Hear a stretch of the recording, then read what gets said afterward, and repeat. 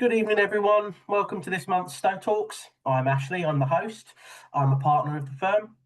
This week we have an amazing talk with Paula Crowhurst. Evening, Paula, how are you? I'm very well, thank you, Ashley. Thank you for having me along today. Good, absolutely.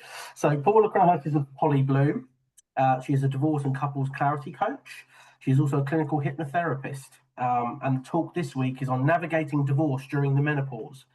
As you can imagine, I don't have a ton of experience in that area, so I'm probably best handing over to Paula, and she'll take you through the wonderful presentation she's prepared. Thanks, Ashley.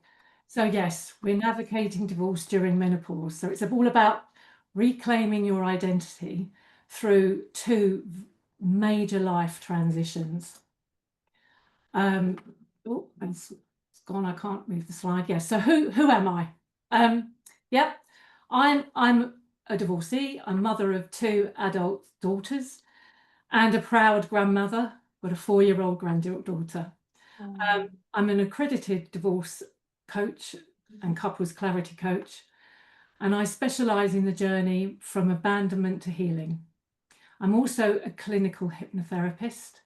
I'm a rational emotive behaviour therapist and an EFT practitioner. I also am author of a book called Keep On Swimming Freddie, and that is a book to help children cope with the emotions that they go through when their parents split up. So just a little note before we begin. I'm not a medical expert on menopause, and nor do I pretend to have all the answers. You know, if only we had an instruction manual on how to deal with hot flashes. But over the years, I have had the privilege of supporting clients navigating the roller coaster of menopause, whilst also going through separation and divorce, which is a double whammy, if there ever was one.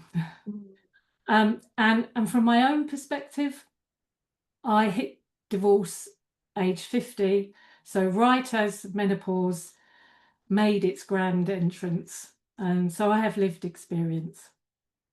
So we know that perimenopause and menopause occur between the ages of 45 and 55 for most women, and for some it can be earlier. And this can last for a few months to several years, or even a decade or more. So this is a significant life event for women, marked by hormonal changes that trigger various physical and emotional symptoms. These changes can impact a woman's self-esteem, relationships, and overall quality of life. It can feel like a major life transition, similar to other significant life events, which can actually also coincide with divorce and menopause. So that could be the death of a loved one, the loss and grief that goes with that, as it does with divorce, career and financial changes, moving house, caring for aging parents, illness. So when divorce and menopause coincide, the emotional load can feel doubled.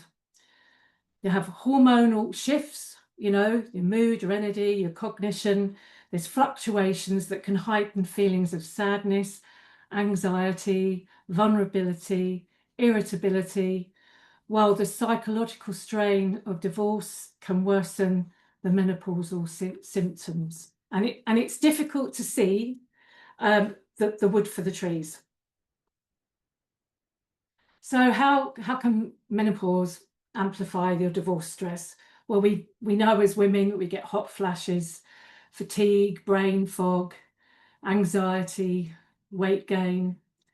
There's apathy, you know, and as I've said, emotional overload, mood swings, and situational sadness. So during menopause, the brain undergoes significant structural and functioning changes as it adapts to the shifting hormone levels.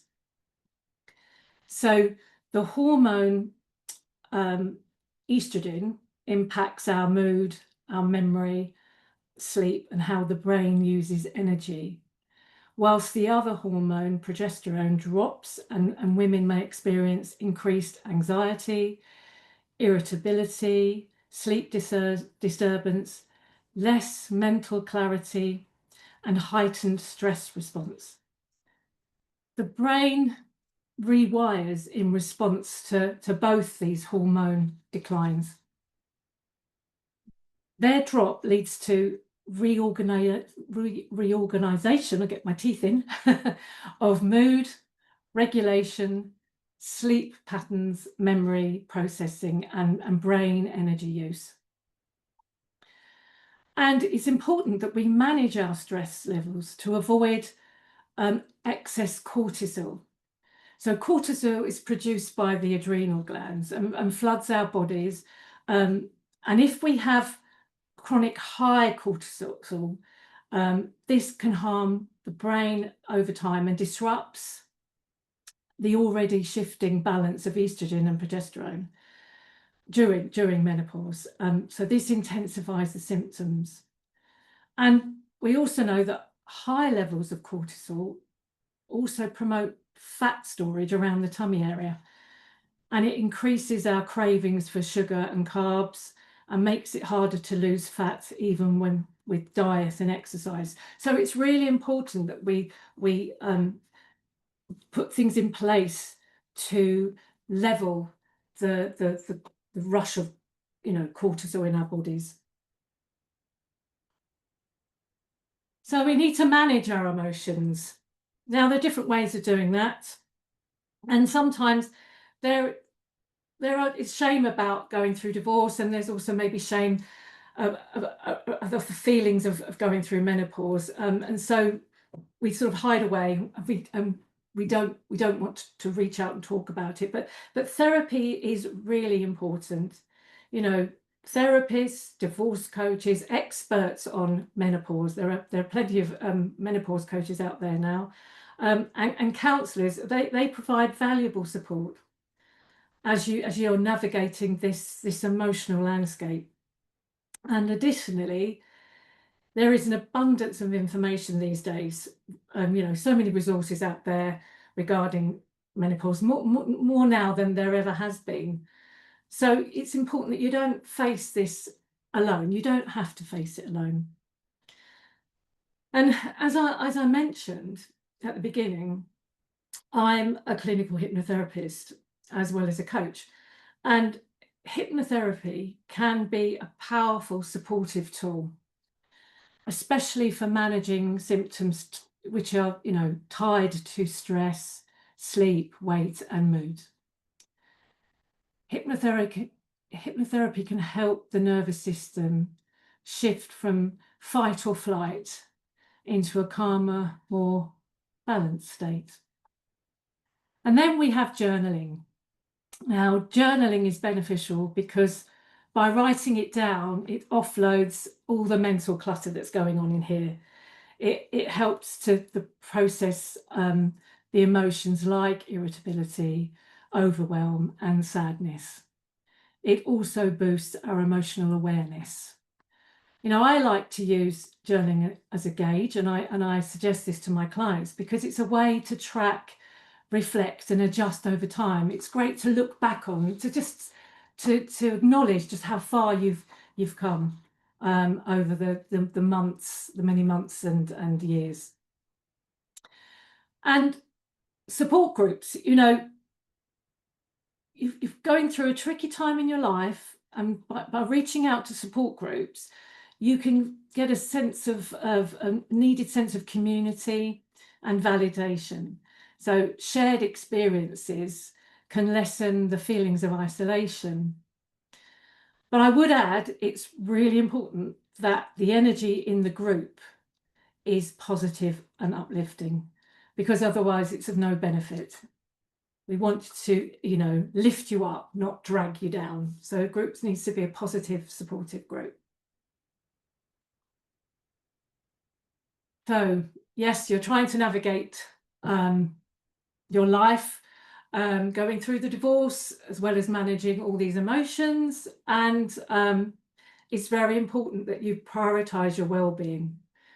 It's finding your voice, because, you know, the convergence of menopause and divorce marks a significant life transition. So this isn't an overstatement. It truly is a transformative experience. So allow yourself the space to grieve, express your anger, and rest. Rest is so important. And that way you're trying to reclaim your peace and your happiness.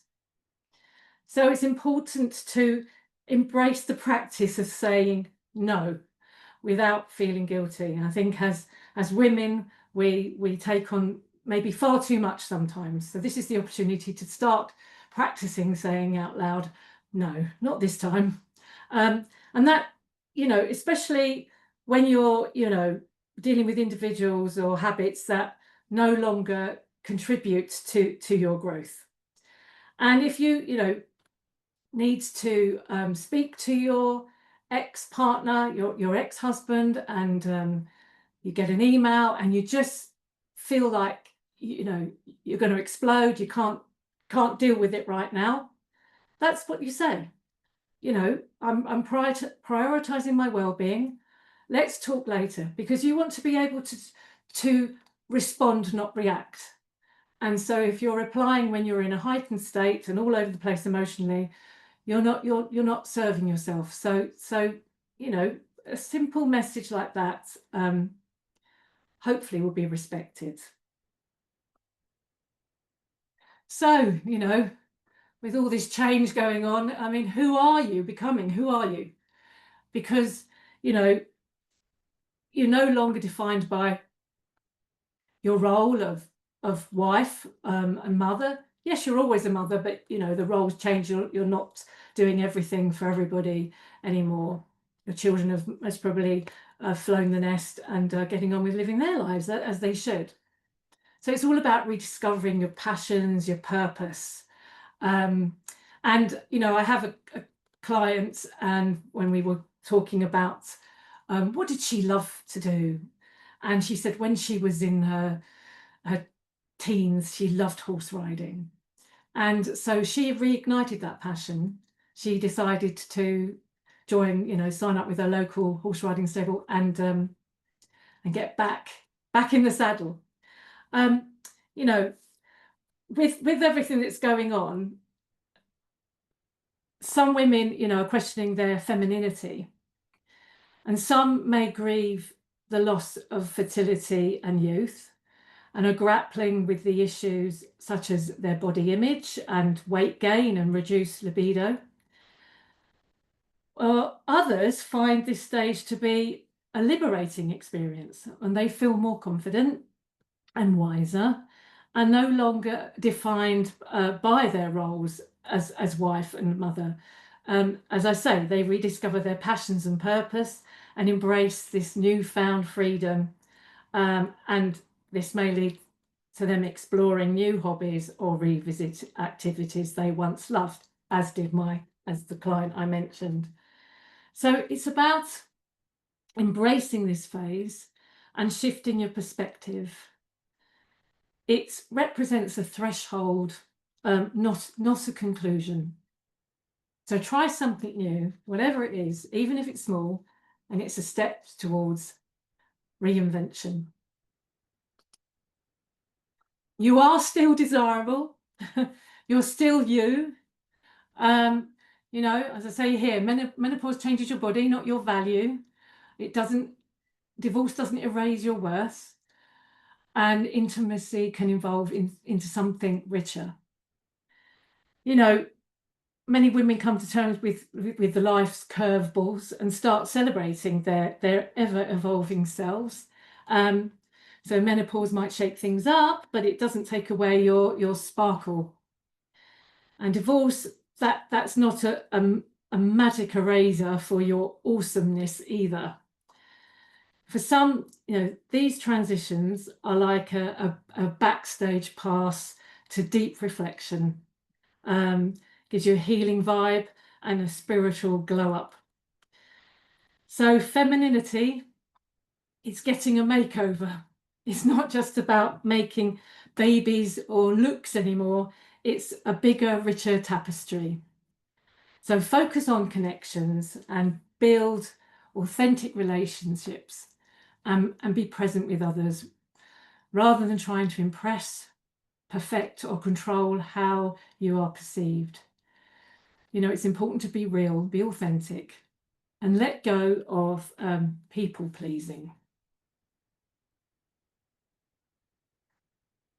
So it's during this time, you know, when you're stressed, you're not really listening to your body, but you need to protect your body, and it's crucial that you have self-awareness, and that involves paying attention to your body's needs. As Bessel van der Kolk, I don't know if I've said that right, but anyway, Bessel van der Kolk eloquently stated, the body keeps the score. So prioritizing sleep, quality sleep, is essential. So it needs to be restorative rest rather than late nights spent cuddled up next to your iPad. So many of us, you know, are on social media way into the evening, and you know, I suggest that you put that down. You know, if you go to bed at 10 o'clock, put it down at 9 o'clock, put it away, and let your mind rest, or your eyes rest as well. Maintaining a balanced diet is really important. You know, when we're stressed, we reach for everything that's easy, it's accessible, and that 9 out of 10 times, you know, is a chocolate bar, a bag of crisps. So it's really important that you eat healthily, and so make sure that you set aside time to put something together that you know that you can grab that's healthy. Alcohol, you know, that's full of sugar, and we know that excessive drinking can impact your mood. I mean, I know myself when I went through my divorce, you know, 10 years ago, I would open a bottle of wine and the first glass felt amazing, but after that, you know, I was just drinking for the sake of it, and I had to all of a sudden put a stop.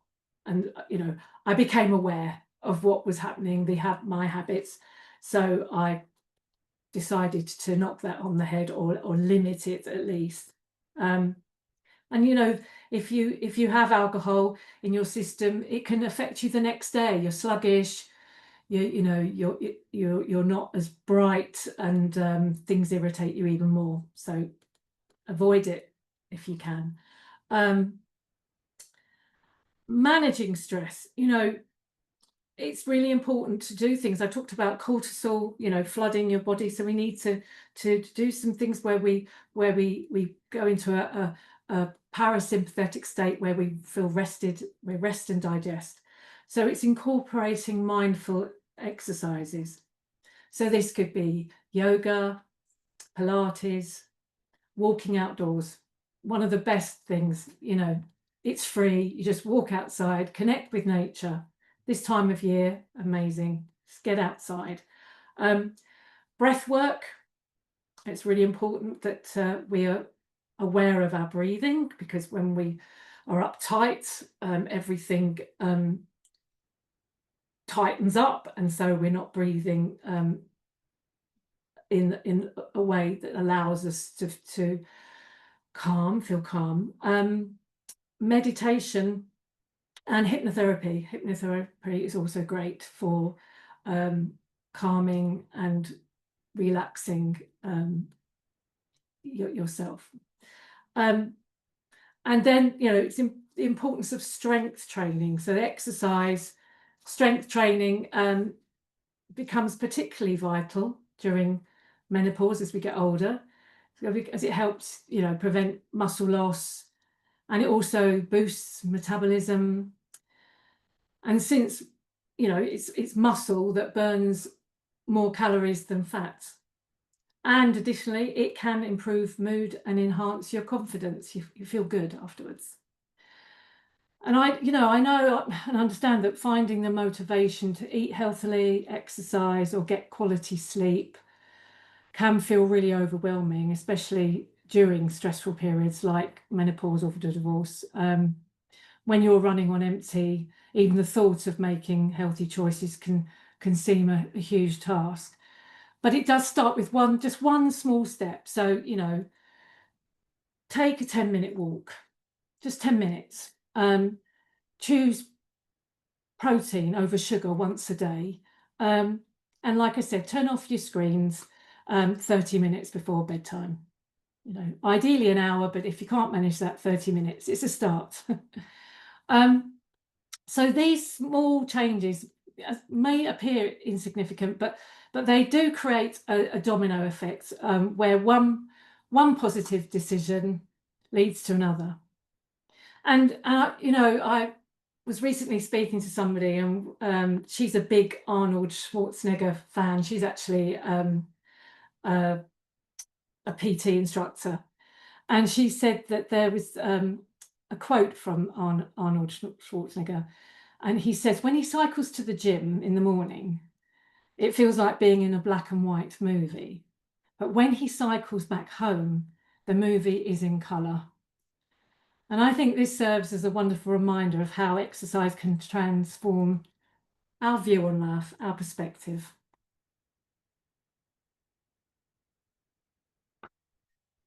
So yes, when, divorce brings up a lot of anxiety, and we start to worry about the future, we worry about money. So it's important that, you get clarity on your finances. Menopause affects our emotional clarity, brain fog, as I say, anxiety and mood swings, rational and irrational thinking. And this can make financial decision making more stressful.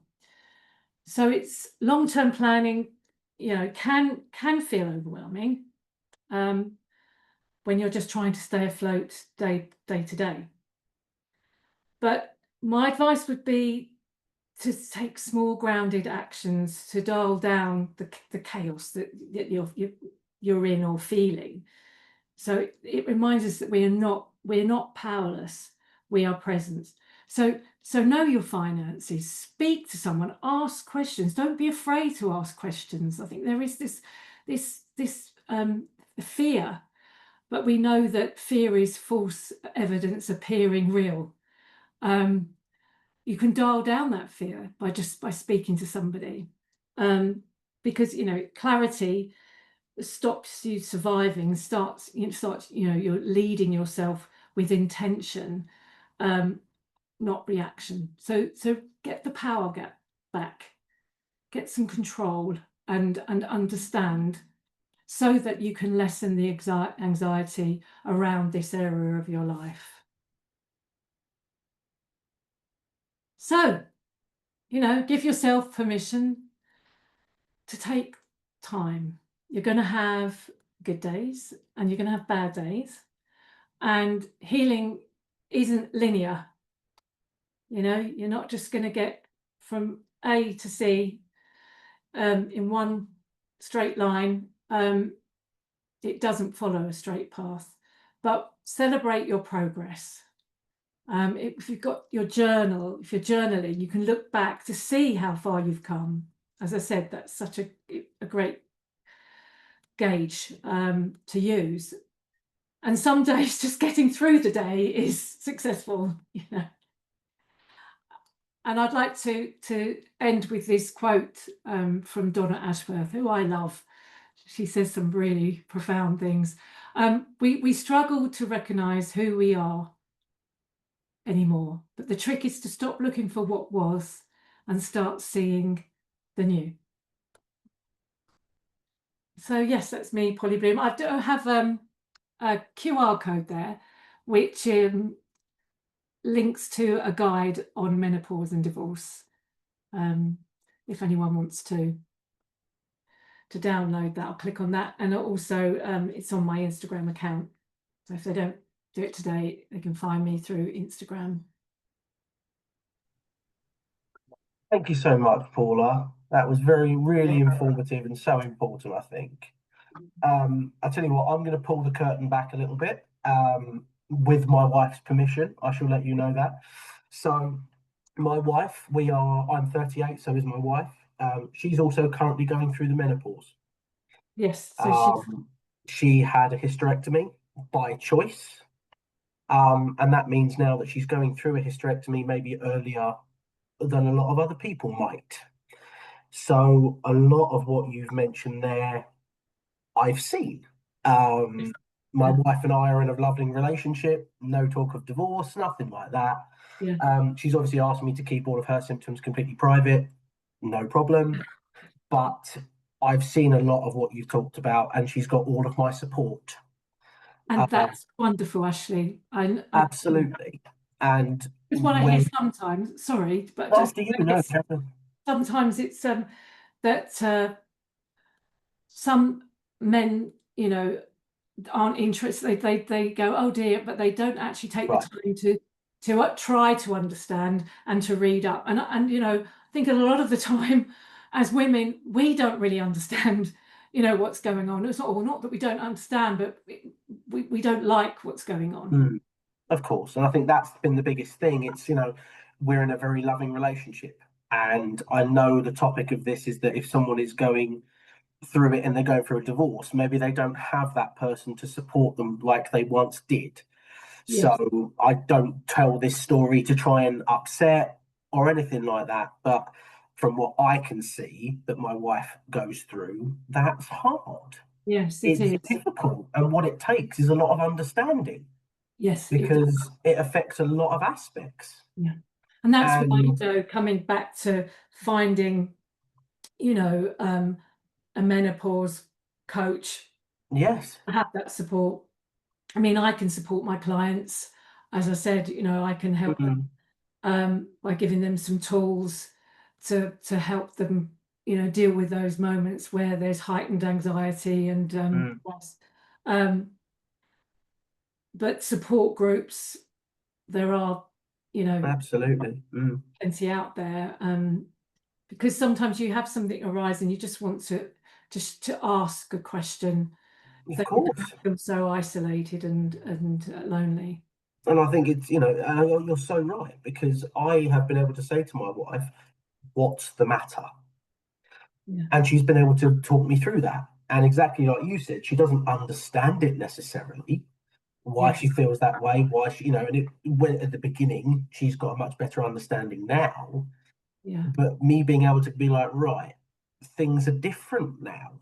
We have to come at things in a different way. We have to talk about things in a different way. And it's so important to give her that time and that understanding. As a man, I will never intrinsically understand what's going on. Yeah. So all I can realistically do is ask the questions, give her more space, you know. And listen. And that's it. Yeah. You know, I'm sure she won't mind me telling you, but the hot flushes, you know, the hot flushes is very common. Yes, right? it is. Yeah. And at this time of year, it's been very much, don't be anywhere near me. Don't talk to me. Leave me alone. No, she's like, where are the fans in this house, kind of thing. And that's fine, because she verbalizes that to me and I understand.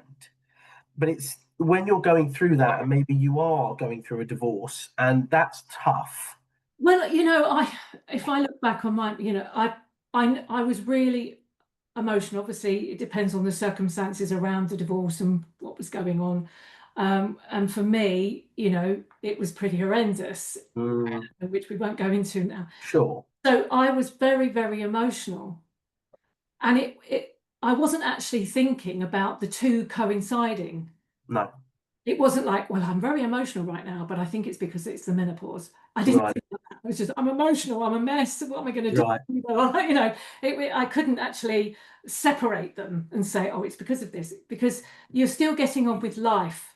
and that's the hard thing, you know. Yes. You also, you know, we haven't spoken about it today, but dating, you know, Yes. once you're ready to date again, and then you've got yourself all ready to go out, and then you have a hot flash and you're perspiring and you're just all the time dabbing, you know, it's not comfortable. It's horrible, and you just want to run home and have a shower. It's Right. not pleasant. I mean, I didn't struggle so much on that front, but I Mm. worked, one of my colleagues, when before I became a divorce coach, who I worked with, I could be talking to her and visibly see it traveling up, where, you Mm. know, and you could see all of a sudden she's just gone, you know, really red in the face, and her breathing's Mm. changing, and I've got to open a window, got to open a window.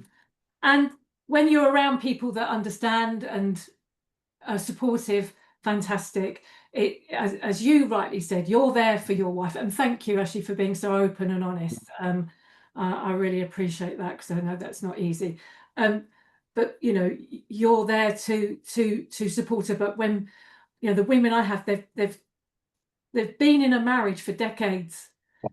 They've given the best years of their life to, you know, Absolutely. supporting their husbands, bringing up the children, and then they're there thinking, well, what's my life all about? And they're feeling the least attractive they've ever felt. And then maybe they then think, well, that's why my partner's left me, because I'm, you know, cantankerous, irritable, and maybe irrational over my overthinking. But um, that's where, as I say, the support groups come in.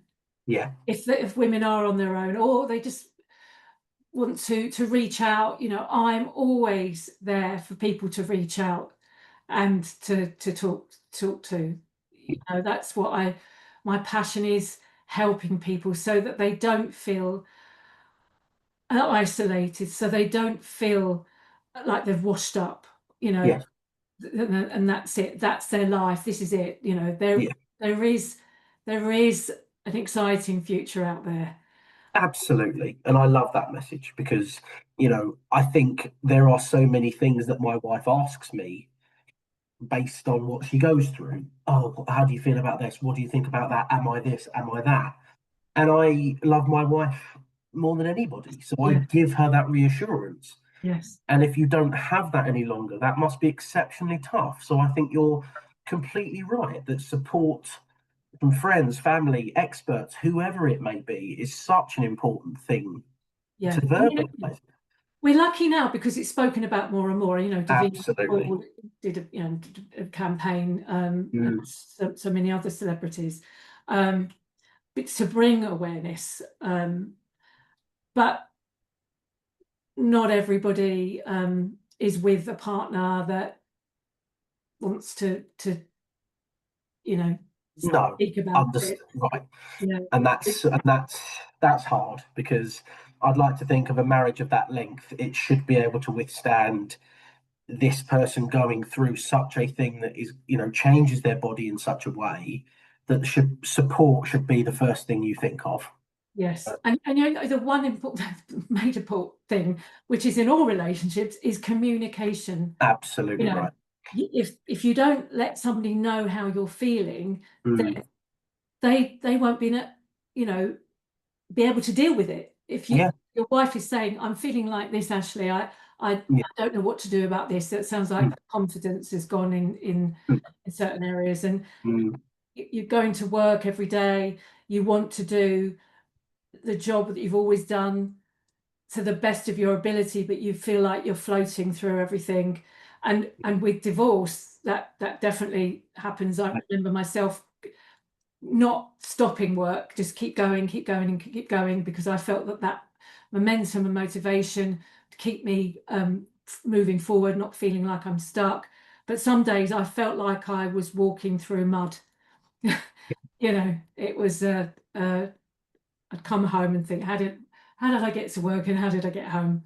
Yeah. What did I do in the middle? You know, what did I do? So Yeah.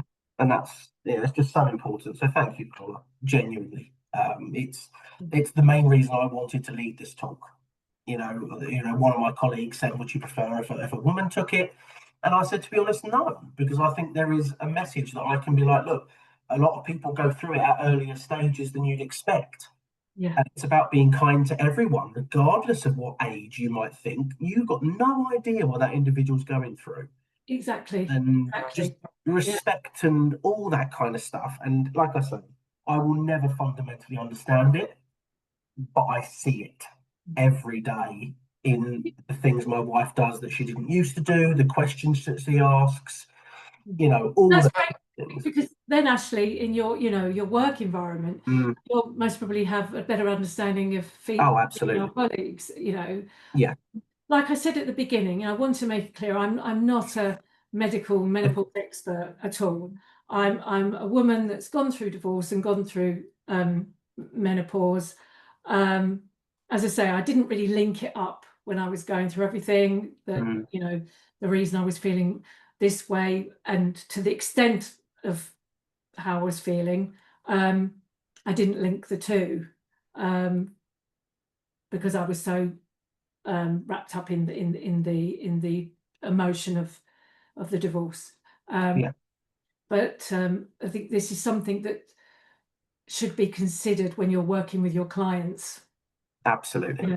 When they come to you. And it's so easy for me to say, but I would want my client to be open with me that if that's something that you're going through, so that I can take more time, understand that it's not going to be as easy. You might need to take more time to understand things, like you said about the brain fog and all that kind of stuff, and just give you that little bit more understanding. But that's down to the individual.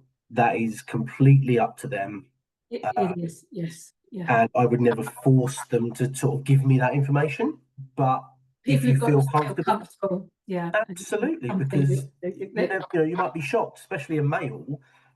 I see it, I live it, so don't let it be a stigma. It's nothing to be ashamed of. It's natural, and we will help you work through all of that. And that's what I said in one of my slides, wasn't it? Absolutely. About the shame.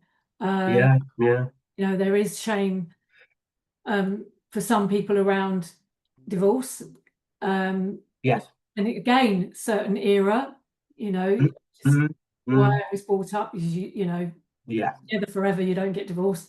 And so there was that sort of embarrassment and shame and stigma around that. Yeah. As I say, impacted by menopause. Right. Feel that great. No, and that's it. It's something that's going to happen to every single woman.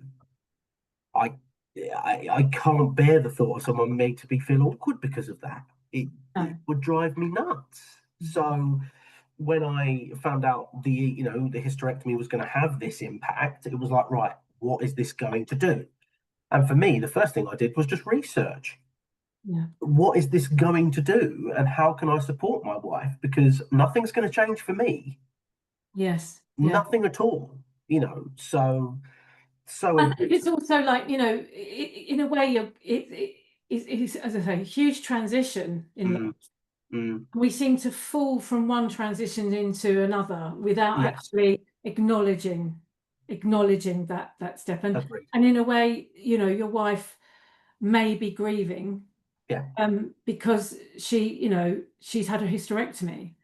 So, if you planned on having a family, then she's grieving, the loss of that. We've got two lovely girls. It was, one of those things.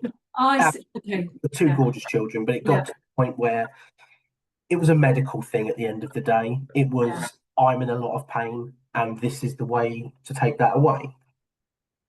So we were very lucky. We've got beautiful children, all that kind of stuff. But you're quite right. There is a lot of things that have arisen out of that now that I don't think either of us expected. So it's been a learning curve for the pair of us. But you take it one step at a time. Absolutely, you work your way through. Absolutely. Comes up. Yeah. So thank you, Paula. Thank you so much. My pleasure. So I think what we'll do is we'll get to a few questions, because I think people are. Now, so I can clarify first, Paula, financial advice on divorce. Financial advice. Yes, on a divorce. Would that be something you could help with? Well, when clients come to me, I would signpost them to a financial advisor. Okay. Fine. I'm not qualified as to give legal advice, Okay. financial advice. I can guide my clients, in a holistic way, encompass things, but not actually give specific advice. I just wanted to ask because someone's asked, any advice on how Fair to enough. find a financial advisor who can help with a divorce. Yeah. So rather than sort of immediately give out some other names, I thought I'd check with you first. Yeah. But for the individual that asked that question, if you go back and look at the Stowe talks that I've been hosting now, I have dealt with so many financial advisors who will help you through a divorce. The one that springs to mind is Jodie Phelps. She is based at Mello and Co. Go back and watch those. She's wonderful. There have been plenty of others that I've spoken to. So go back, have a look at those. There are plenty of people who will help you with your finances when going through a divorce as a financial advisor. They can get it. I mean, I can do the same. They can, Right. contact me if they want me to signpost them to a financial advisor. I'm quite happy to do that. Next one. How to deal with finance difficulties.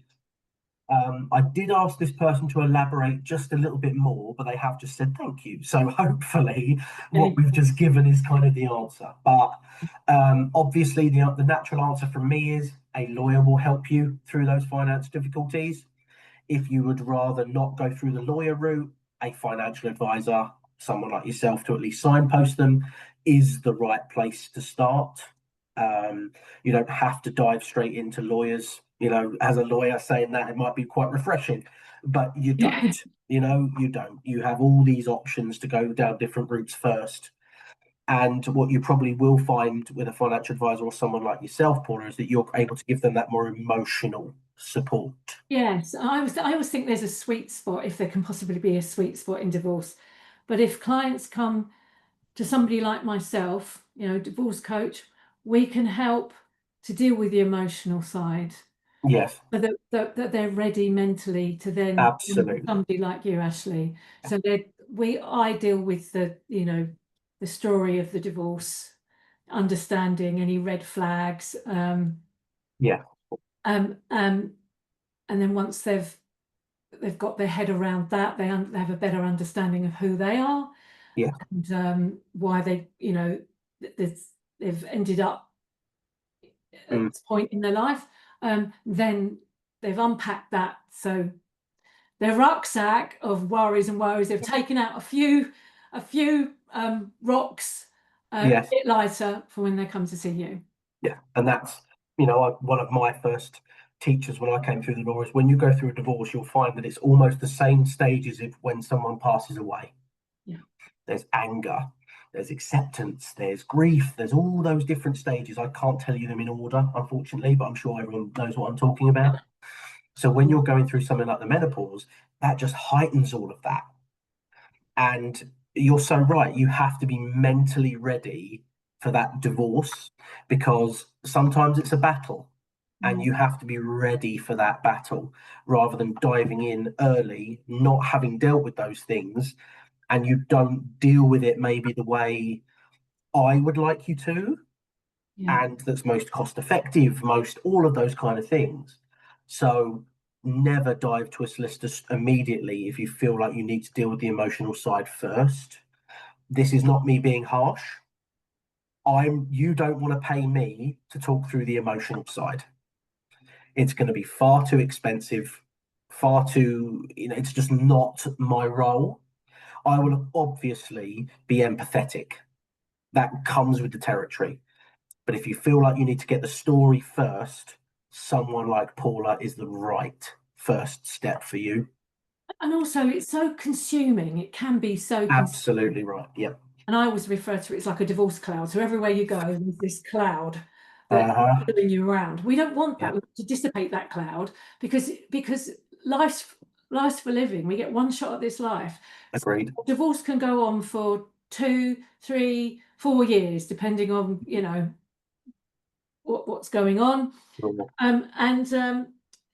So then some people feel like then their life's on hold. Absolutely. We don't want that. We want, people to be able to get out there and start feeling good about themselves again. And that's why I spoke about, being mindful of who you're surrounding yourself with. Make sure it's people that are radiators, not drains, not going to suck you dry, and Absolutely. Emotionally, I mean. And then, take charge of your alcohol consumption, take charge of what you're eating,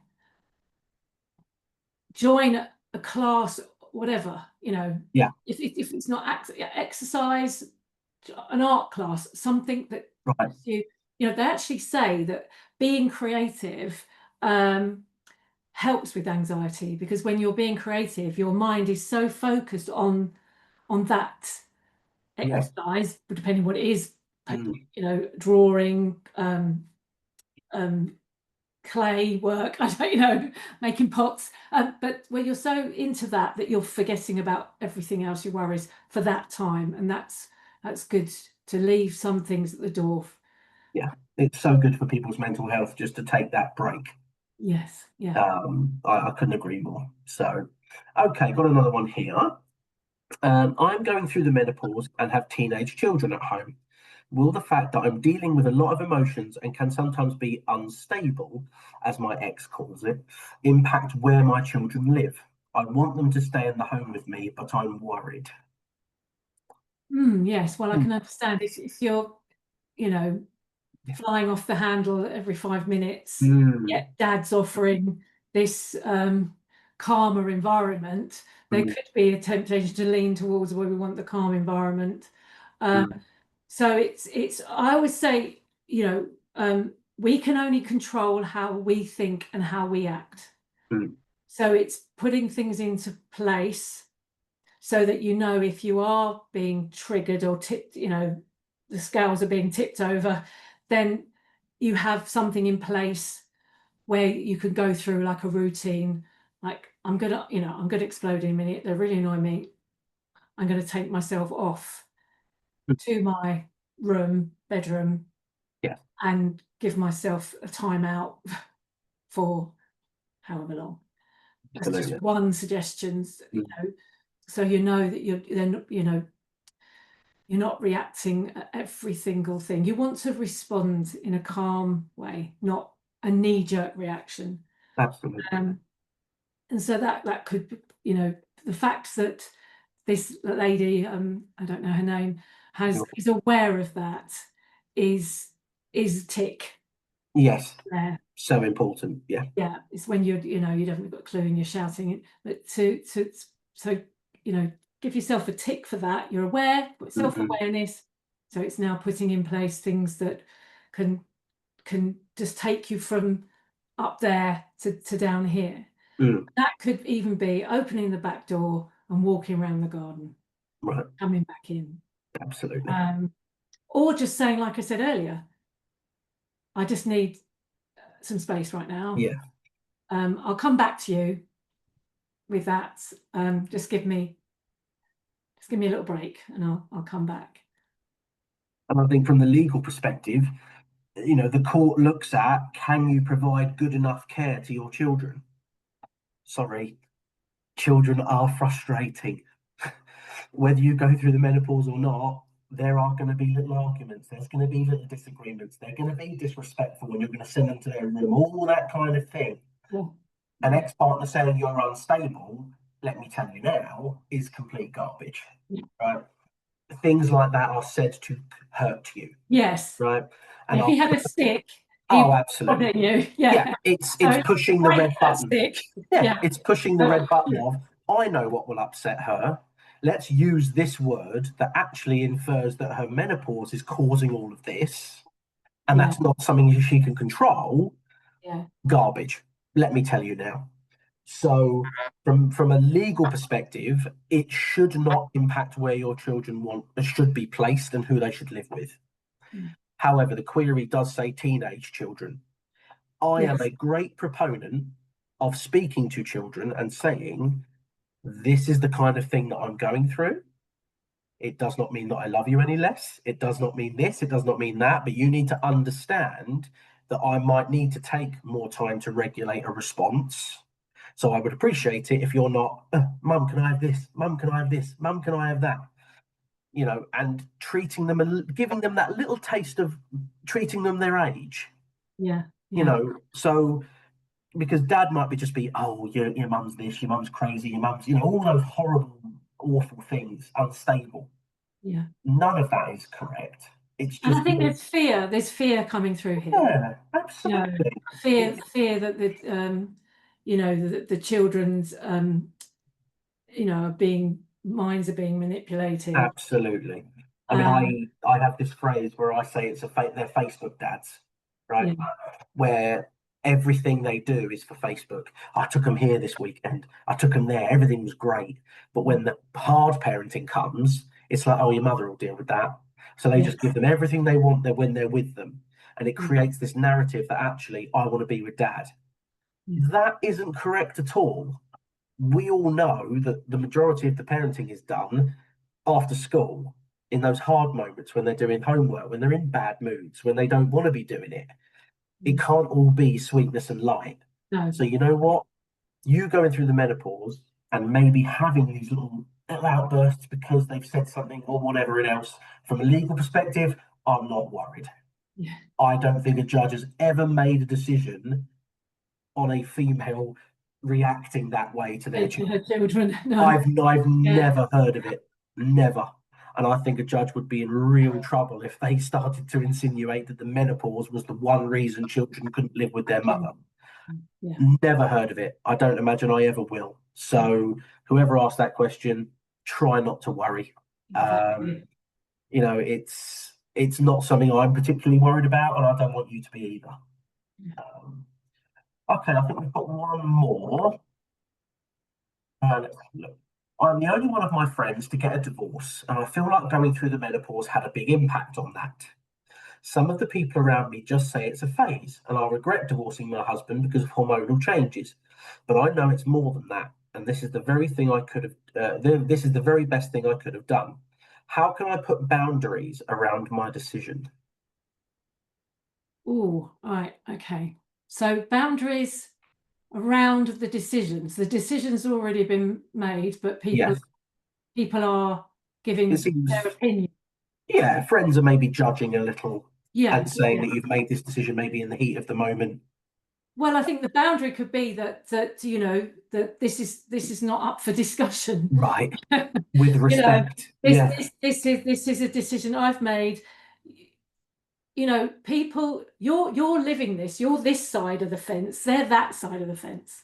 They can't visit your life, they cannot see the things that have upset you, and taking you down that path to the decision to divorce. Nobody can know the reasons as to why, but you do. Right. She does. So that's to stand. It's to stand in your strength, because this is self-doubt creeping in. People are talking, and so there's this doubt. Oh, should I? Shouldn't I? The menopause. Yes, as I say, it has an effect on our brains.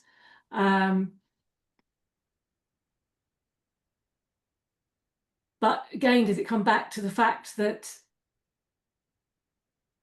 this lady wasn't heard, wasn't seen, wasn't listened to? Ashley, you've said that you're there for your wife, listening to her, she's talking to you, and you're responding. If you're saying something to someone and all you're getting is a blank wall, then the frustration builds up and up and up and up and up.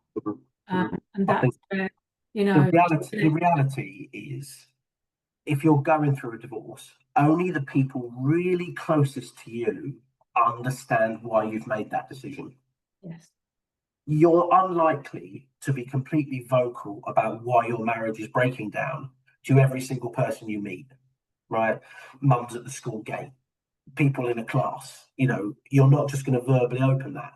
So somebody saying, oh, you've made a mistake, this, that, and the other, with respect, do you truly understand the reasons? Because actually, divorce is a big deal. And you've made a decision that is going to impact your life. And I would like to think for the better. Yeah. And with all due respect, who cares what they think? Yes. You've made that decision. You've stood by it. And I think you've said it completely right, Paula. This isn't actually up for discussion. Let's talk about something else. We practice a script, like we spoke about earlier. Script that says something that's clear, succinct. It's not offensive. It's no. You just say it in a way that you can think about this. It's a decision that I didn't take lightly. Absolutely. Divorce is a huge step, emotionally and financially, but it's one that I felt was necessary for me to go on and live my best life. Yeah. To allow my ex-husband to go on and find someone that can give him. Right. It's so important. You said something about, you get one life. I'm a great proponent of that. Do not keep yourself in a marriage that you feel unhappy. Yeah. You're not listened to, you're not respected. That comes from both sides, male or female. Yes. Yeah. You shouldn't be tied into something. So forget what anyone else thinks. You've made that decision. It's not based on the menopause. I don't accept that. I don't accept that you've made it because of the menopause. You've made it purely on that. No, I think I don't accept that. I think you've made an appropriate decision, and they've just coincided. Yeah. And people have assumed, which is just the worst thing you can do. Respectfully, none of your business. Let me run my life as I wish, and let's talk about something else. I think you're right. A little bit of a script to kind of put that to bed once and for all. The only boundary is that we're not going to go there. Yeah, none of your business. None of your business at all. And if it upsets this lady every time she meets up, it's important that she does put this boundary into place, because eventually she will distance herself from absolutely. And exactly like you said at the beginning, you need to surround yourself with light. Yes. People that bring you up, not vacuums that bring you down. It's if this happened, if you're going to class per se, and this is the thing that comes up every time, don't go. You don't need this to be reminded every time you go. The whole point of going is to distract you from this. Yes. So put yourself in a position to just be happy and around the people that really care about you the most, because they wouldn't ask, I hate to say it, but silly questions or make silly comments without truly understanding. It comes back to confidence as well. Agreed. So there's if you start if you're doubting yourself, is to build your confidence up so that you actually start believing in your reasons as to why. Because when it seems like this lady's been wobbled. Yes. Slightly. When you've already gone through a hell of a lot. Yeah. Right? That's like, don't let anybody else wobble you like that. And I think that's the theme. It's like, you've been through a lot. You've made a decision that's best for you. And these people asking these questions aren't really respecting you. So, best choice you've ever made, if that's how you genuinely see it. And I support it 100%. I refuse to believe that you got divorced just because of the menopause. And to anyone to assume that is just plain wrong. So yeah, I think that's that. I think that's all the questions. Thank you so much, Paul. It's been so informative. Thanks for having me, Ashley. I've really enjoyed talking to you, and I hope some of the things that we've spoken about today resonates and has helped.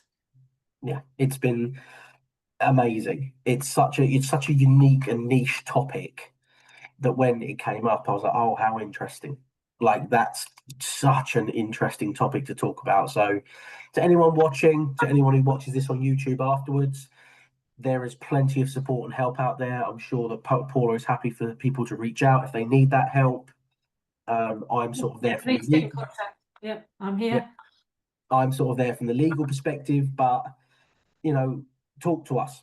We're people that actually care about you. Otherwise, we wouldn't sit here and do these after our work days. This is all because we want people to have the knowledge. So, thank you, Paula. Can't thank you enough. Yeah, pleasure. So thank you everyone for turning up. That was Stowe Talks this month. I honestly don't know what the next month is, but I'm sure that knowing Stowe's social media, it'll be out soon. And I look forward to seeing you in the next one. Thanks very much, guys. Thank you.